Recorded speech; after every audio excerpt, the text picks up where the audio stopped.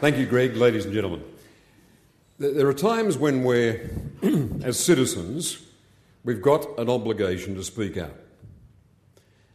If the opportunity is missed, we end up regretting it. There aren't many occasions when you can have an impact by going to see your federal member of parliament, but this is one of them. You've got an opportunity to influence whether Australia is going to have a Charter of Rights in one form or another. You've got an opportunity to determine whether we're going to be burdened with religious vilification legislation. I think there's a window of opportunity that may be as short as a month that gives you the opportunity to make an appointment to see your federal member of parliament and to put your case. I hope with as many people from as many denominations in your federal electoral division as possible, because a delegation of a dozen, 15 or 20 or 25 people has a definite impact on a member of parliament. And I suppose to target your representations most effectively, we're talking about decisions being made in the Labor Party, because the Labor Party is in government, likely to be in government after the next federal elections, and it's likely to be, and therefore it's going to be a Labor government, a Labor cabinet, that will determine whether we have a charter or not. Indeed, it was this government that set up an inquiry into the question. So ideally, out of this meeting, it's wonderful that you're here at this meeting, but it's action that follows that counts.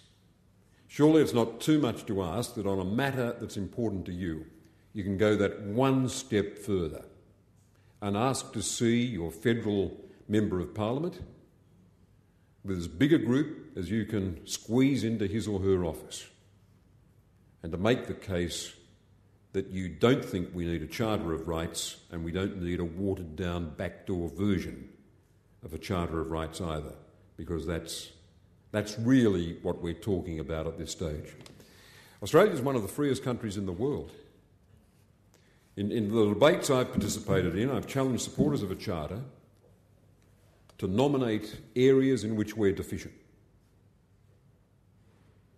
And if we are deficient, if we do fall short of Britain or New Zealand or Canada or the United States, then nominate how that would be rectified by a Charter of Rights.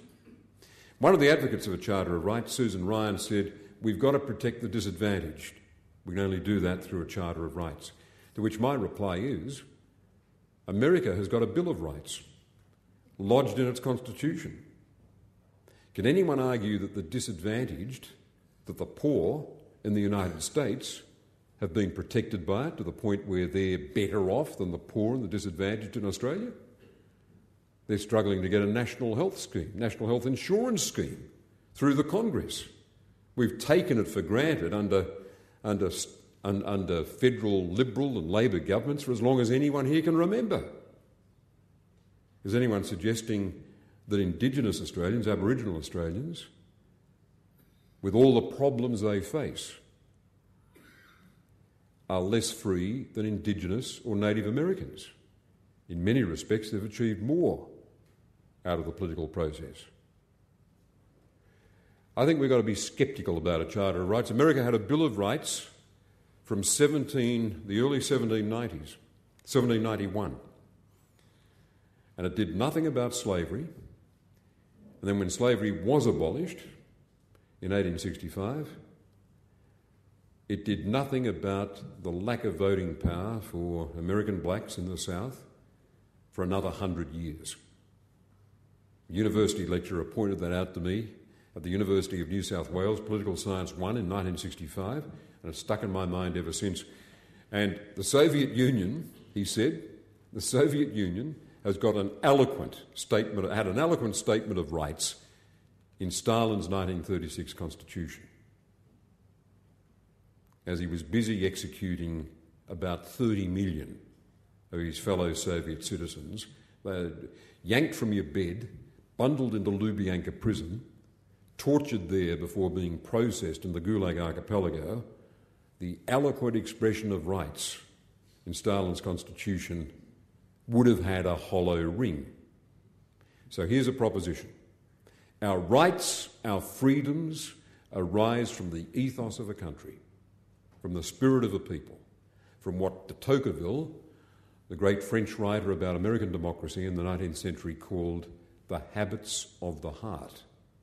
The habits of the heart. And Australian freedoms rest on the fact that we are wedded to parliamentary democracy, and we've never departed from it since the first free elections in New South Wales in 1856 gave us a government that was based on a majority in that parliament up the road. We've never had a military coup. We've never had a mob take over the parliament. When you've lost an election, you've slunk away. You've accepted the people's verdict. Federal and state, every state, it's the ethos of the Australian people. And if a government goes too far, some people say John Howard tried to go too far on industrial relations reforms. The government trespasses on the tolerance of the people and they throw it out. After he was defeated by the people in 1949 by going too far on bank nationalisation, the Labor Prime Minister Ben Chifley said, we've got a system where the people can throw you out and they don't have to give anyone an explanation for why they did it. The sheer beauty of the people changing governments, the sacrament that is polling day in a democracy like ours, is something we should respect to the very marrow of our bones. Our freedoms rest on another thing as well, and that is the common law tradition. By the way, slavery was abolished in Britain a century before it was abolished in America. The decision of a judge, not invoking a Bill of Rights, but just striking it down. That's the common law tradition. When Dr. Hanif won his rights against the federal police, he did so by going to court and arguing his case, and the judge overruled the federal government. Beautiful act. Confirms our democracy, the common law tradition. Governments can get voted down in the court. In the Wharf dispute in 1998, the union won in the court a finding against the federal government and its supporters. That's the common law tradition. It's protecting our freedoms all the time. John McCarthy argued in his submission, can you nominate a right in Australia that's not being protected by the courts or by the parliament?